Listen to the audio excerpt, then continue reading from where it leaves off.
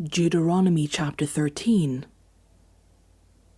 If a prophet, or one who foretells by dreams, appears among you and announces to you a sign or wonder, and if the sign or wonder spoken of takes place, and the prophet says, "Let us follow other gods, gods you have not known, and let us worship them," you must not listen to the words of that prophet or dreamer.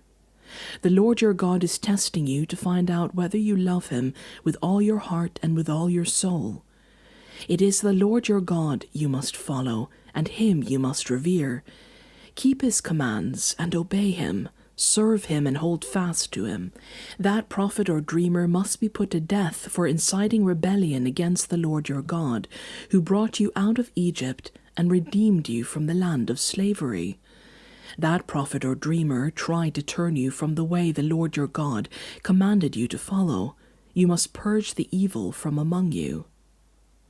If your very own brother, or your son or your daughter, or the wife you love, or your closest friend secretly entices you, saying, "Let us go and worship other gods," gods that neither you nor your ancestors have known, gods of the peoples around you, whether near or far, from one end of the land to the other, do not yield to them or listen to them. Show them no pity. Do not spare them or shield them. You must certainly put them to death. Your hand must be the first in putting them to death, and then the hands of all the people. Stone them to death, because they tried to turn you away from the Lord your God, who brought you out of Egypt, out of the land of slavery. Then all Israel will hear and be afraid, and no one among you will do such an evil thing again. If you hear it said about one of the towns the Lord your God is giving you to live in, the troublemakers have arisen among you and have led the people of their town astray, saying, "Let us go and worship other gods, gods you have not known," then you must inquire, probe, and investigate it thoroughly. And if it is true, and it has been proved that this detestable thing has been done among you, you must certainly put to the sword all who live in that town.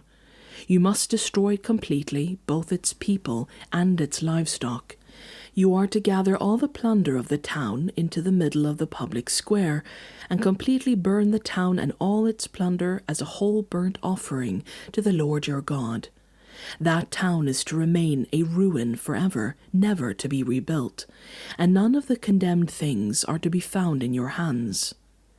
Then the Lord will turn from his fierce anger, will show you mercy, and will have compassion on you. He will increase your numbers as he promised on oath to your ancestors, because you obey the Lord your God by keeping all his commands that I am giving you today and doing what is right in his eyes.